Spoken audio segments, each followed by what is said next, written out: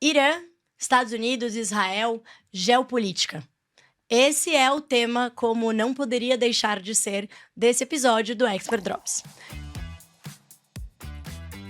Eu sou a Raquel de Sá, estrategista de investimentos do Research da XP, e esse é mais um episódio do seu podcast, videocast semanal preferido, que traz aquilo de mais relevante que aconteceu no Brasil e no mundo, que está mexendo com o seu dinheiro, sempre sob o ponto de vista dos analistas da XP. E hoje, para falar comigo aqui sobre esse tema, eu tenho nada menos do que o nosso CIO, Arthur Wichmann.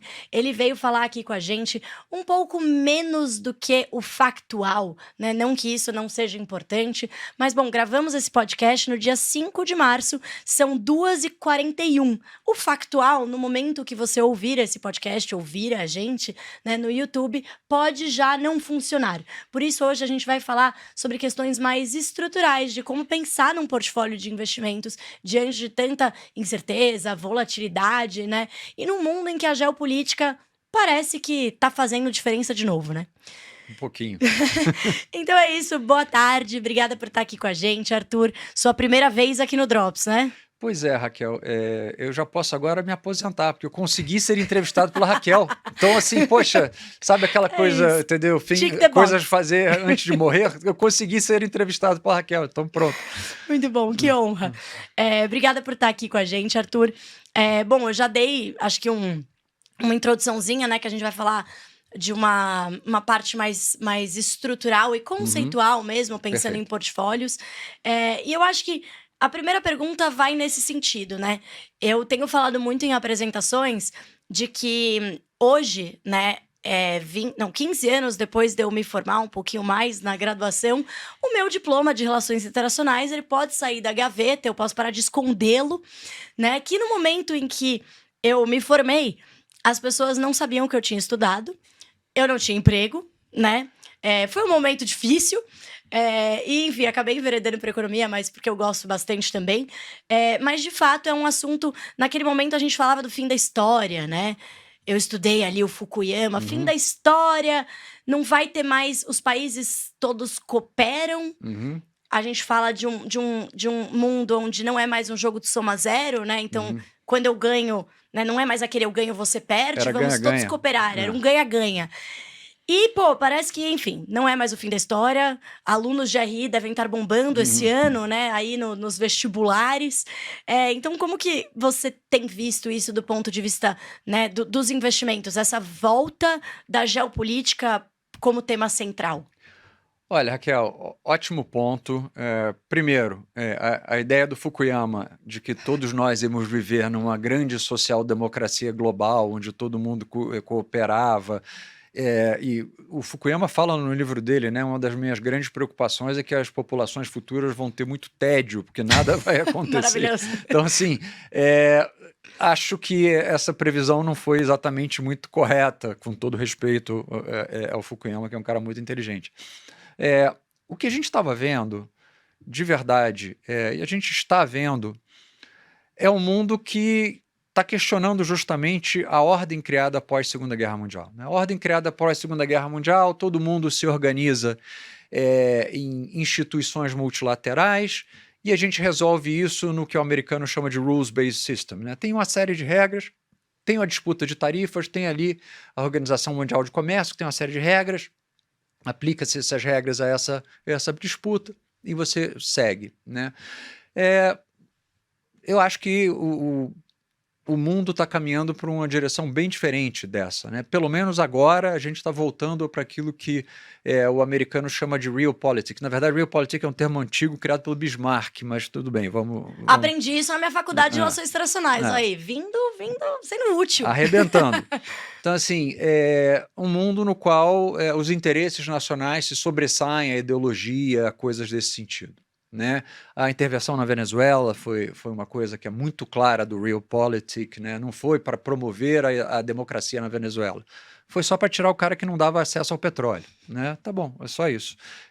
Se a número 2 dele dá acesso ao petróleo, como está dando, né? Então tá ótimo, mas não é democracia na Venezuela, não tem problema do ponto de vista americano, do ponto de vista do realpolitik, né? Falando sobre isso. Então era um mundo que como ele começava a se, digamos assim, distanciar, você ia começar a se reorganizar, e acho que ainda vai começar a se reorganizar em torno de grandes blocos, né? Vai ter o bloco norte-americano ou americano, do qual a gente pode aqui fazer parte ou não, depende do que a política externa brasileira decida. Tinha o bloco europeu do outro lado, que tem que lidar com o problema da Rússia, tinha o bloco chinês. E aí esse mundo tinha uma característica muito interessante, tá? Para a gente chegar no Oriente Médio. Se os Estados Unidos não vai ser digamos assim, o sponsor de última instância dessas organizações multilaterais, esse mundo se sentia no direito de usar um pouco menos o dólar. Já é uma das partes importantes para investimento que a gente tira disso aqui, gente. Por que a gente vê um dólar tão fraco nos últimos 16 meses, né? Desde lá, janeiro, para vocês terem ideia, janeiro até junho de 2025 foi o pior início de ano do dólar desde que o Nixon tirou o dólar do padrão ouro. Então, então assim, teve aquela grande tombo do primeiro semestre e depois ele foi caindo ao longo do tempo. Por quê? Porque o mundo disse, olha, Estados Unidos, você não vai pagar a conta, então não preciso tanto de dólar assim, né? Aí vem o evento Oriente Médio. O evento Oriente Médio é um evento, de certa forma, repetido, porque a gente já viu isso na Guerra dos 12 Dias do ano passado, né? Mas com um escopo muito diferente da Guerra dos 12 Dias. A Guerra dos 12 Dias, você foi lá, bombardeou Natanz, Isfahan e Fordow, né, as 3 instalações nucleares iranianas, declarou vitória e foi embora, né? Então levou 12 dias, acabou. Agora não. Agora você bombardeou alvos muito mais amplos pelo Irã inteiro, e você decapitou o sistema, né? Você matou dos top 10 líderes iranianos pré-ataque, 8, que a gente saiba, não estão mais entre nós, né? Então você foi com um nível de agressão diferente, o que te leva a perguntar se os Estados Unidos quer mudança de regime no Irã. E se ele quiser mudança de regime no Irã, ele precisa ter outro plano, porque o plano de só ficar jogando bomba, né, não vai funcionar. Em todos os lugares onde você teve mudança de regime, você teve uma das duas coisas. Uma insurgência popular gigantesca, que eu acho pouco provável, dado a capacidade militar ainda da Guarda Republicana Iraniana, ou você teve boots on the ground, que o americano chega, manda lá 500 mil soldados, e aí realmente você Iraque, né, você promove uma mudança de regime. A segunda parte, o Trump já falou que não vai fazer. A primeira parte parece pouco provável, então talvez a solução dessa guerra, né, o final dessa guerra seja: você vai matando os líderes até chegar num que te seja palatável. E aí você declara vitória e segue adiante. Se isso é possível ou não no regime iraniano é uma boa pergunta. Mas, para a gestão de portfólio, que é a parte importante, essa crise voltou a ser uma crise clássica. O que é uma crise clássica? É uma crise onde o dólar se valoriza, certo? Do ponto de vista de gestão de portfólio. A gente discutia no passado se o dólar seria uma parte do ativo livre de risco ou não, né? Dado que em crises recentes o dólar se desvalorizava, não ganhava valor. Então o dólar volta a se valorizar nas crises, então ele volta a ser negativamente correlacionado com o risco, o que diz que ele volta a ser um bom hedge para as crises. E a taxa de juros sobe, porque afinal de contas é um choque de oferta, né? Então a gente voltou para uma crise meio clássica, né? Uma coisa que tinha sumido do radar nos últimos 24 meses. Então, para a gestão de portfólio, isso tem implicações muito claras, tá?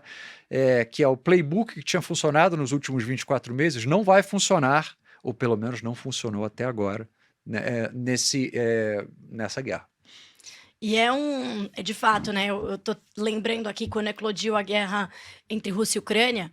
Eu lembro, era uma sexta-feira, e aí eu lembro muito bem de escrever assim: impactos nos mercados, o dólar vai subir, que era o playbook, né? Era o que se esperava. E realmente, virou a semana, segunda-feira, dólar subiu.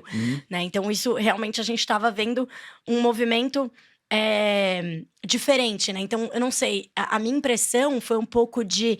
Tá, enquanto a gente tava falando de crises que é uma crise, mas talvez não mexa muito, tipo Venezuela e tal, eu não preciso ir pro dólar.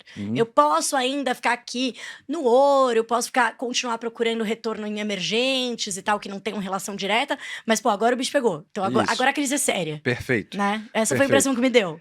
Eu acho que o mundo está julgando a essa altura do campeonato, por isso que o dólar ficou volátil, por isso que vocês veem a Bolsa, poxa, segunda-feira abriu o mercado 0-0, terça cai 3, Despencou. ontem ele sobe, hoje ele está despencando de novo. Então fica esse zigue-zague, porque o mercado está decidindo se essa é uma guerra séria ou não. O que determina se essa é uma guerra séria ou não? O impacto no preço do petróleo. Ponto. Né? O petróleo é o grande mecanismo de contágio global do Oriente Médio para o resto do mundo. Tá? Eu não quero minimizar o custo em vidas humanas, etc., mas o Oriente Médio é diferente de você ter uma guerra na Europa. Entendeu? Você está tendo uma guerra numa região que está em guerra há 2000 anos, ou mais de 2000 anos, em uma região que tinha ficado geopoliticamente menos importante ao longo do tempo, a não ser pelo petróleo. Né? Então, o que o mercado está discutindo é o seguinte, ok, o Irã fechou o Estreito de Hormuz, e realmente quando você pega para quem quiser, a gente tem aplicativo que faz o tracking dos petroleiros no Estreito de Hormuz, né? A maioria deles parece estar parada. Né? Então você olha e fala assim, bom, ok, eles fecharam o Estreito de Hormuz, 20% do petróleo do mundo passa por ali, o mundo tem estoque para mais ou menos 30 e poucos dias de consumo, né? Então, se esse fechamento durar mais do que 30 dias, a gente vai ter um problema de descontinuidade no preço do petróleo. Tá? Por que isso... Qual é a probabilidade disso? Então, né, se eu estou te dizendo qual é o cenário, você vai me dizer, Arthur, agora me diz a probabilidade desse cenário. Eu acho que ela é relativamente baixa, porque para onde vão esses 20% do petróleo do mundo que passam pelo Estreito de Hormuz? Para a Ásia, mais especificamente China e Índia. Então, se tem alguém que está adorando essa crise é o Putin, porque ele falou, pô, legal, tira foco do meu problema na Ucrânia. Se tem alguém que está detestando essa crise é o Xi Jinping. Né? Por quê? Porque ele olha e fala assim, poxa, eu já estou com uma economia que está desacelerando estruturalmente. Você ainda vai me dar um choque de oferta no petróleo, que é uma coisa que eu sou super dependente? Não, o Xi Jinping não está achando a menor graça nessa crise. Então, não me surpreenderia se esse bloqueio do Estreito de Hormuz durar mais tempo, daqui a pouco aparecerem 10 destroyers da Marinha Chinesa ali, só para garantir que os petroleiros consigam, entendeu, trafegar. Ia ser até engraçado, né? Você vai ter o Trump prometeu a Marinha Americana escoltando o navio, e os chineses vão escoltar o navio, então assim, a gente vai ter a Marinha Americana e a Marinha Chinesa cooperando numa atividade, dada a rivalidade recente deles, ia ser, digamos assim...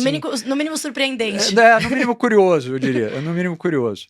Mas o que transfere esse choque para o resto do mundo é impactos nas taxas de câmbio, como a gente falou, que é o que está chegando no Brasil, que é o que chegou na Coreia do Sul, por isso o COSP teve essa volatilidade gigantesca, e no petróleo. Isso. Se você disser, olha, me dá duas variáveis para ficar olhando a disseminação do impacto dessa guerra. Petróleo e taxas de câmbio. É excelente, porque eu acho que essa foi a grande diferença quando a gente olha para a questão da crise na Venezuela, né? Eu acho que logo depois, a grande pergunta é, quão relevante é a Venezuela efetivamente hoje na produção e exportação de petróleo? Quando todo mundo entendeu que era nada, então tá. Então, não vou olhar para essa... Não vai ser uma crise tão relevante no resto do mundo. Tenta achar a crise da Venezuela num gráfico do Bovespa. Ela não existe. Ela não existe. A crise da Venezuela num gráfico do Bovespa, da taxa de câmbio do real, da Treasury, ela não existe. Ela não existe. Ela não existe. E eu acho que, e assim, pensando, você falou um pouco do playbook, né, que não funcionou dos últimos 24 meses, o que a gente tem ouvido muito de clientes, né, então aconteceu bem, é claro que Lady Murphy, né, tudo acontece aí na mesma hora, bem na virada de carteiras. Então tava todo mundo com os seus textinhos mensais prontos, a virada de carteira ali prontinha, e aí a pergunta que a gente mais tem recebido é, vocês fizeram alguma mudança no portfólio, né, por conta disso? Então, qual que é a sua resposta do ponto de vista de alocação? Bom, vamos lá. Primeiro, eu simpatizo com essa turma toda, porque o Trump não teve respeito nem pelo fim de semana Não, alheio, nem pelo fim do mês. nem pelo final do mês. Ele podia ter tido um pouco mais de preocupação com Nós, pobres analistas. as cartas da Faria Lima. Exato. Imagina o Trump preocupado com isso. Mas vamos lá. O que estava havendo, Raquel, na verdade, e esse choque, ele só colocou uma decisão que já estava sendo tomada de realocar risco nos portfólios em velocidade um pouco maior, que era a seguinte: poxa, a gente estava com o Bovespa acima de 190 mil pontos. Ele tinha outperformado em larga medida ativos como a NTNB, por exemplo. Então, o que o teu modelo de alocação te diz é, olha, estou alocado num ativo, esse ativo subiu muito, esse ativo aqui, que deveria ser positivamente correlacionado com ele, subiu menos, então o teu modelo de alocação te diz, olha, vende um pouco de Bovespa, compra um pouco de B. E era por aí que a gente estava indo, tá? Não, é por aí que nós estamos indo, certo? Sim, a gente vai continuar com esse movimento de reajustar os níveis de risco do portfólio, diminuindo a exposição de ativos que foram extraordinários. O Bovespa chegou a um momento, estava subindo 18% em dólar no ano. Então você olha para isso e fala assim, poxa, né, tá na hora, em algum momento o valuation começa a ficar, o Ferreira usa muito, né? Poxa, o valuation está justo do Bovespa, não está mais um desvio padrão abaixo, 2 desvios padrão abaixo, como ele chegou a estar, né? Então, assim, aí você vai reajustando. Já a NTNB ainda estava alguns desvios, um desvio e meio padrão abaixo, você olha e fala assim, pô, então, ok, então tem que reajustar o teu modelo de alocação, a lógica do modelo, que é uma lógica de reversão à média, ela te faz fazer isso, né? Então nós já estávamos fazendo isso. O que existe a dúvida agora na discussão de portfólio é a diversificação internacional que estava havendo dentro da parte internacional do portfólio, que era, ok, entendemos que o mundo busca ativos não norte-americanos e que existe um diferencial de valuation importante, então o mundo começou a sair do S&P, começou a entrar mais no mundo de ACWI, né? ACWI, gente, é o índice global amplo, né?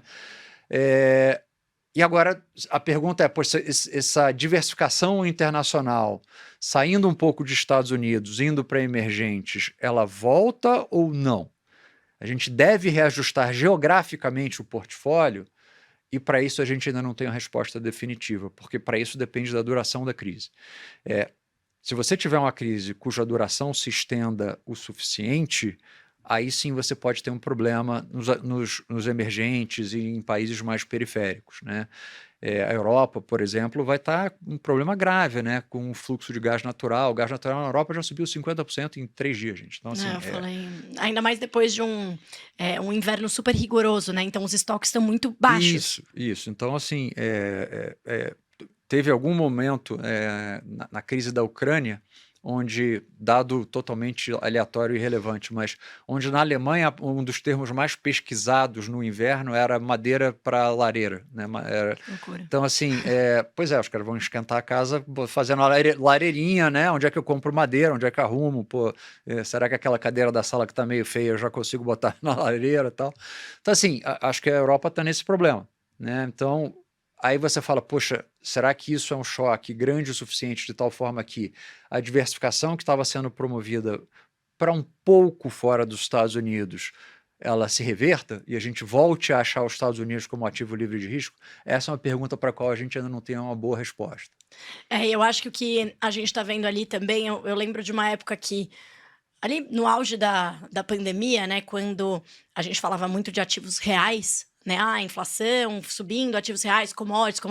Até que chegou um momento que começaram a falar, não, pera, commodity, qual commodity? E eu sinto agora que é muito mercado emergente. Qual mercado emergente? Porque você também começa, eu imagino que junto com o que você trouxe a depender da duração da crise, se você pega o Brasil, produtor e exportador de petróleo. A gente tem mais arrecadação. Se não pega na inflação, se a gente consegue, né, se a gente tem ali a inflação controlada em outros fatores, clima, por exemplo, se isso favorece, se a gente continua com industrializado sob... assim, o dólar continua mais ou menos ali, industrializado não sobe muito. A gente vai estar num sweet spot maravilhoso. A gente tem mais arrecadação, a inflação tá ok, a gente ainda é exportador, então isso cai bem relativo aos outros emergentes. E aí você pega Índia, É o China, inverso. é o inverso. Então sobra México e Brasil aqui de um lado e China e Índia do outro, né? Perfeito, é isso. É super interessante que isso cai um pouco naquele conceito do Nassim Taleb de países frágeis e antifrágeis, né? Ou seja, países que respondem, que vão bem numa crise e países que vão mal numa crise. Obviamente que, gente, crise é crise, vai todo mundo, mas assim, um produtor de petróleo, quando, entendeu? Por exemplo, a Noruega, vamos pensar para não entrar na discussão dos emergentes. A Noruega vai arrecadar muito mais, o Fundo Soberano da Noruega vai ficar cada vez mais gigante. Tá? Não que faça muita diferença para a Noruega, eles já são ricos para chuchu, mas assim, você tem países que têm uma resposta não tão ruim à crise e países que são extremamente vulneráveis. Se você é consumidor de petróleo e depende do fluxo de bens e serviços, China, né? Depende do fluxo de bens e serviços e é consumidor de petróleo. Essa crise te pega numa situação, te deixa numa situação muito mais desconfortável, né? Se você é a Rússia, o Putin está rindo de orelha a orelha. Ele vende petróleo e está com o foco fora da Ucrânia. Para ele, essa crise é maná dos céus. Então, aí o portfólio começa a ficar um pouco mais granular. Em vez de, olha, saia e compra o IEM, que é o Índice de Mercados Emergentes, vamos começar a olhar aqui o que é frágil e o que é antifrágil, né? Perfeito. A gente estava falando muito disso nas nossas carteiras, né? A gente tinha Latam, e tinha a gente tem, né? Emerging Market Bonds, e na parte de ação, a gente tem Latam. E eu falei, cara, a gente foi sem querer certeiro aqui, né? Porque a gente tem o índice de Latam é Brasil, México e aí um restinho, né, mais esparçado. Eu falei, pô, então a gente foi bem aqui no ponto. E eu acho que tem um outro ponto de vista quando a gente fala de crise, que é mais da economia comportamental, né? Perfeito. Que é a pessoa olha para a crise. Então, eu estava agora numa conversa e, bom, era de um outro tema, mas acho que ilustra bem. A pessoa falou assim, não, outro dia uma pessoa me ligou aqui desesperada, falando, né? Não, porque o banco tal vai falir, então eu preciso mudar aqui meus investimentos. E aí a pergunta foi, mas você tem algum produto do banco? Não. Ah, não, entendi, mas o que você tem? Eu tenho o título do Tesouro, eu tenho um ETF global. Então, você não tem nada a ver com esse banco. Então, assim, mas é a sensação de pânico que vira uma coisa meio generalizada, né? Perfeito. Isso aí a gente cai num campo que eu adoro, que é o campo de finanças comportamentais. E o campo de finanças comportamentais, ele, entre outras coisas, ele te diz o seguinte, isso é tudo baseado em neurociência, né? Quando aumenta o nível de incerteza, aumenta o nível de estresse e medo no nosso organismo. Tá? Ou seja, o cérebro humano ele lida mal com incerteza, a gente não gosta de não saber, né? Bom, então aumentou a incerteza, então aumentou por definição o medo e o estresse. E aí os neurocientistas dizem para a gente, olha, quando aumenta o medo e o estresse no nosso cérebro, algumas coisas acontecem. Primeiro, você foca no negativo. Tá? Tua atenção é imediatamente atraída no negativo. Isso é biologia evolutiva, Raquel. Se imagina o nosso ancestral numa savana, você tinha um alimento e um predador. Se você focava no alimento, você virava comida do predador. Então, assim, de verdade, isso é Darwin puro, né?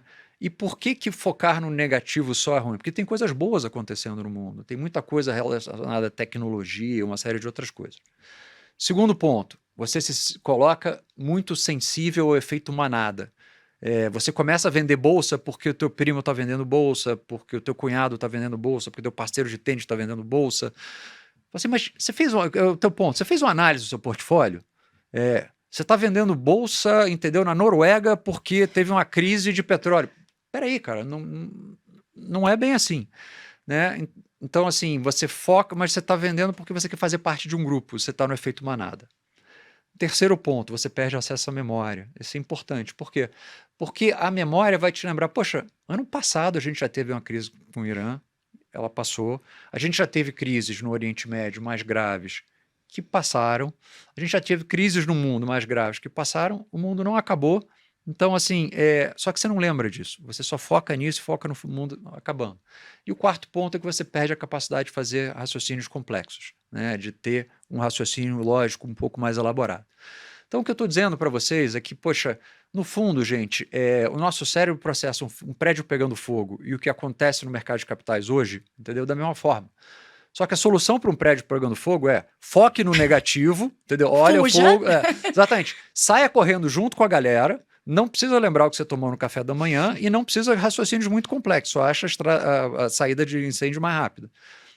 A solução para uma crise financeira ou para um aumento de incerteza financeira é completamente diferente. Aí você fala, tá bom, Arthur, então como é que a gente resolve esse problema se nós somos os seres humanos, nós sentimos isso? Vou falar aquilo que a gente estava conversando um pouquinho antes. Gente, não adianta começar a conversar, para quem aqui já teve conversas com pessoas, digamos assim, alteradas, em estado alterado emocional, a pior coisa que você pode falar para o cara é calma. Porque se eu falar para a Raquel agora, Raquel, calma, significa que, primeiro, eu não estou reconhecendo a urgência dela. Ela fala assim, pô, como calma? Eu estou aqui super nervosa e você está me dizendo para ficar, você não está reconhecendo a minha urgência. Eu acabei de me colocar em oposição à Raquel. E a Raquel, além de tudo, começou a ficar, um nível de estresse subiu mais porque tem uma pessoa sentada em oposição a ela do outro lado da mesa. Então, a solução inicial é você dizer, quando você está conversando com alguém, com os assessores, clientes, eu te entendo. A palavra mágica é eu te entendo. Porque eu te entendo, nós dois passamos a fazer parte do mesmo grupo. Nós dois estamos agora tentando entender qual é a implicação para portfólios da crise do Oriente Médio. O teu nível de estresse médio baixa. Por quê? Porque você estava carregando um problema sozinho e agora você dividiu ele comigo. Né? Quantas vezes a gente não tem um problema que na hora que você põe ele para fora, falou com alguém, você fala, ufa, você não deu um passo na direção do problema, na solução do problema, mas você já, ufa, né? Você baixou o nível de estresse médio. Aí você fala, poxa, se você conseguir colocar a Raquel, se ela passar o WhatsApp para vocês aí, entendeu? Assim, aí você fala com a Raquel, tô com esse problema. Aí a Raquel fala, pô, eu te entendo, olha, o problema tem essa natureza, vamos olhar aqui desse ângulo, etc, e tentar resolver. Você diminui o nível de estresse médio, você desarma aquele mecanismo de tomada de emoção, de tomada de decisão do ponto de vista emocional, e você engaja o teu sistema racional. E aí você tem a capacidade de ter decisões muito melhores. Ou seja, o caminho lógico de emoção forte levando a mudanças fortes de portfólio, ele tende a não ser uma boa solução para performar bem. Não é à toa que, na média, né, as pessoas compram na baixa e vendem compram na alta e vendem na baixa. Né? Por quê? Porque está todo mundo eufórico na alta e está todo mundo em pânico na baixa.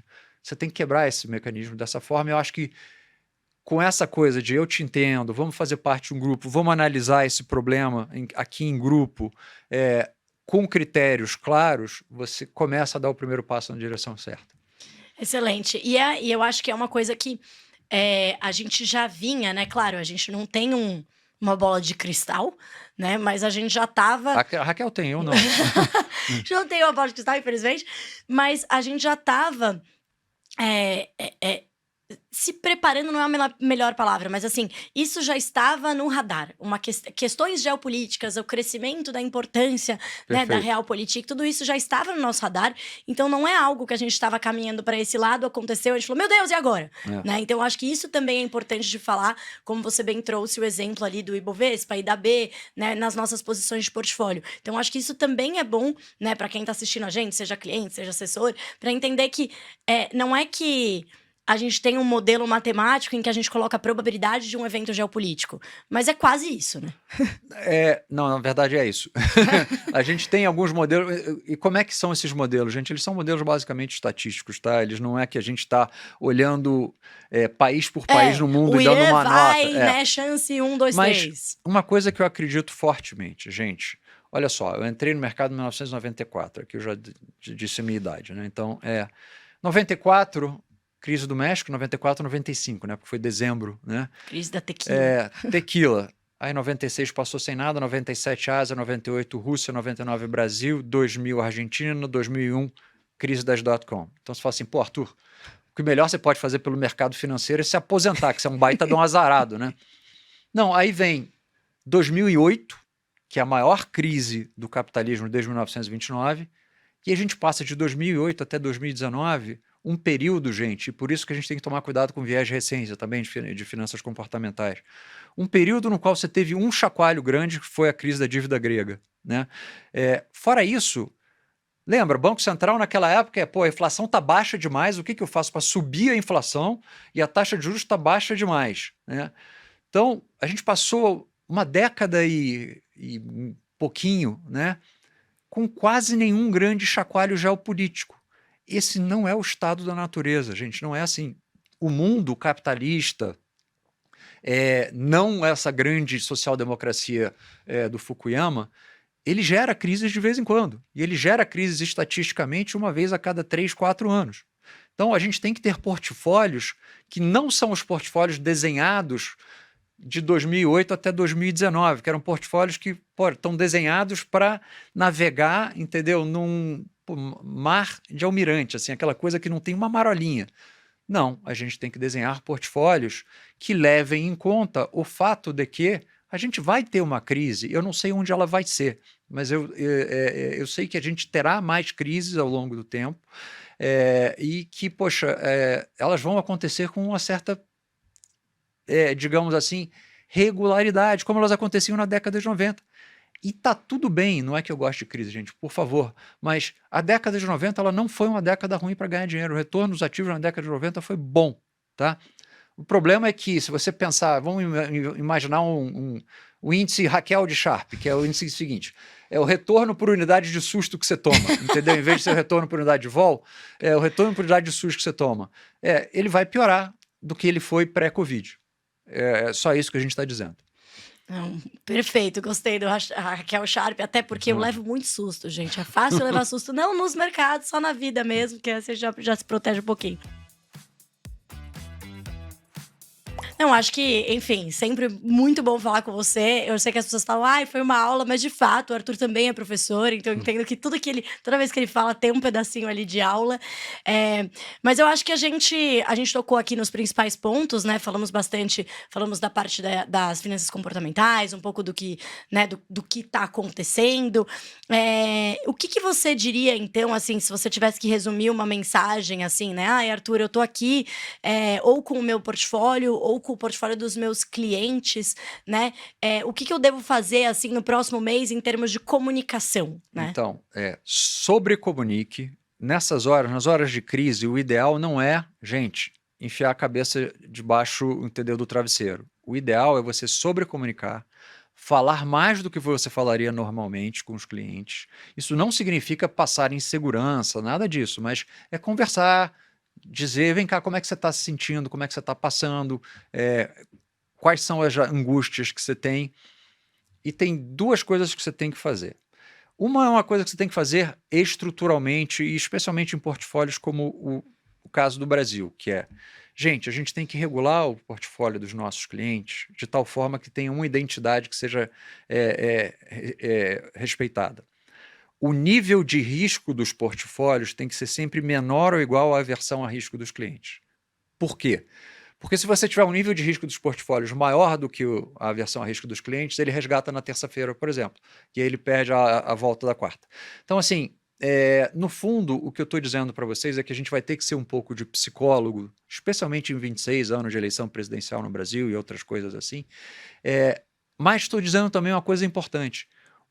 Gerar portfólios de retorno esperado alto não é o desafio. O CDI tem 15, você está comprando títulos de inflação IPCA mais 7,30. Tá? Então, gerar um portfólio para o seu cliente, ou você que é um investidor, que tem um retorno nominal alto, não vai ser o problema. O problema vai ser você aguentar os sustos ao longo do tempo. Então, vai ser muito mais, é como se eu estivesse dizendo para vocês, olha, a gente está no ponto A e a gente vai chegar no ponto B, que é bom do ponto de vista de retorno esperado. Só que o caminho de A a B, gente, vai ser uma montanha-russa. Então, a dificuldade vai ser muito mais administrar a ansiedade nossa como investidores e dos nossos clientes do que gerar o retorno esperado adequado. Gerar o retorno esperado adequado dá para fazer. Administrar a ansiedade é bem mais difícil. Muito bom. Então, vai exigir muito mais mais até de finanças comportamentais, né, nesse momento. E eu acho que parece meio lugar comum falar, mas enfim, eu sinto que é verdade nessa era de super comunicação que a gente tá, né? Não da comunicação ali no tete-a-tete, né?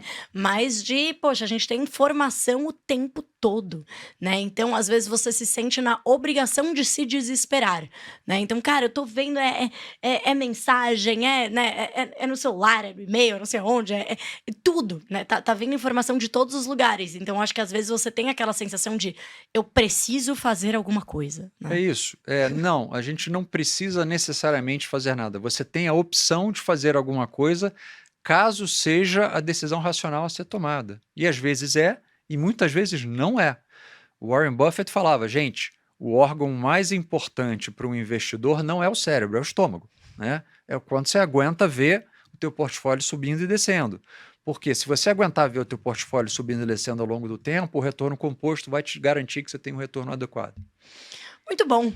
Excelente, Arthur. Eu não consigo pensar em nenhum ponto que a gente não tenha trazido, mas não sei se tem alguma outra mensagem que você gostaria de passar. Não, gente, primeiro, Raquel, super obrigado. Finalmente consegui ser entrevistado pela Tick the Raquel. box. Entendeu? Consegui ser entrevistado pela Raquel. Vou ter eu não uso muito mídia social, mas vou ter que colocar no meu Instagram agora. Poxa, a Raquel me entrevistou, olha só, gente e tal. Mas super obrigado aí e contem com a gente aqui na XP, porque o nosso objetivo de existir é ajudar vocês a investirem melhor. Então contem com a gente sempre que vocês precisarem. Perfeito, sempre perfeitas colocações aqui. Muito obrigado, Arthur. E bom, gente, depois dessa aula aqui, eu só vou lembrar de destacar aqui algumas outras publicações que a gente também teve ao longo dessa semana.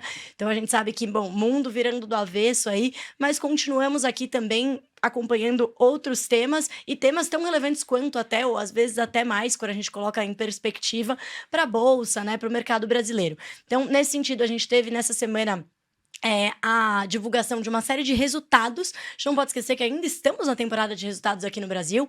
Até agora, resultados positivos, né? Surpreendendo positivamente por aqui na nossa bolsa.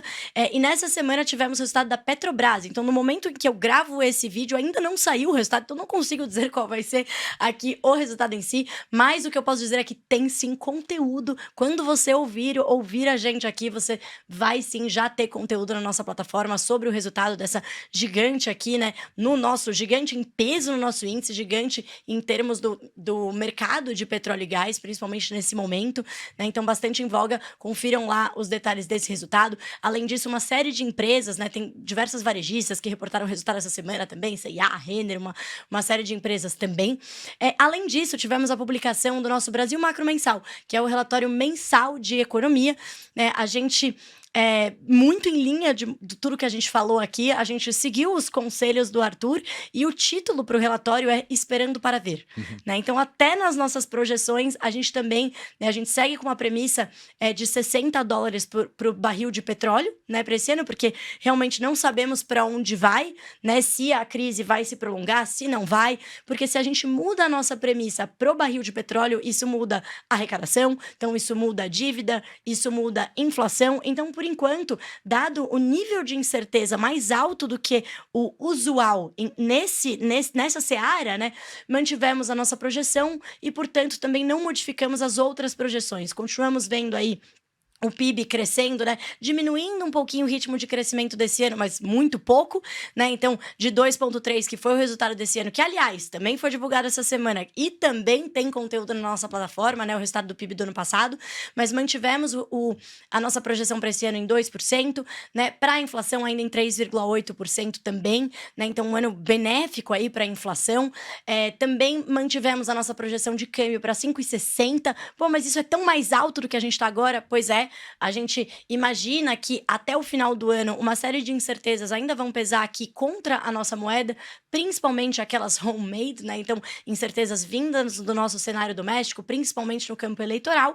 Então, apesar da média do ano no câmbio ser um pouco mais baixa, imaginamos, né, projetamos, acreditamos que até o final do ano isso, né, vai ter um viés aí de depreciação para o nosso câmbio aqui desse lado, né? Na parte fiscal, vemos um cenário ali que o governo consegue fechar as contas dentro da sua meta, né? Esse ano, o ano que vem, muito por conta de medidas de aumento de arrecadação, uma atividade ainda forte, né? Principalmente se a gente tiver o petróleo subindo, mas enfim, tudo mais constante já consegue fechar essas contas. O que não exclui, o que não esconde, na verdade esconde um pouquinho, mas o que não exclui veementemente o nosso desafio fiscal, mas que deve ganhar mais força aí a partir do ano que vem, né, quando a gente tiver uma nova administração, e tudo isso junto vai ser essencial para determinar os próximos passos do Banco Central. Então, por aqui, vemos o Banco Central daqui 2 semanas, né, mantivemos a nossa projeção para primeiro corte de juros em 0,5 pontos percentuais e a Selic chegando até 12,5%, para aí o Banco Central esperar para avaliar, né? E a pauta fiscal aí vai ser muito importante para essa avaliação, para ver se continua cortando juros, se eventualmente mantém, se eventualmente, né, vai para um novo ciclo de altas. Então, muito aí ainda nesse tom de esperando para ver, que é o título do nosso relatório. Bom, então, gente, acho que esses foram os principais destaques dessa semana. Mais uma vez agradecendo aqui o Arthur a presença. Fica aqui o convite para próximas. Pô, já tá aceito. O pessoal aqui abre a porta e a gente ocupa o espaço, né? Mas então, por hoje eu fico por aqui. A gente se fala e a gente se ouve na semana que vem.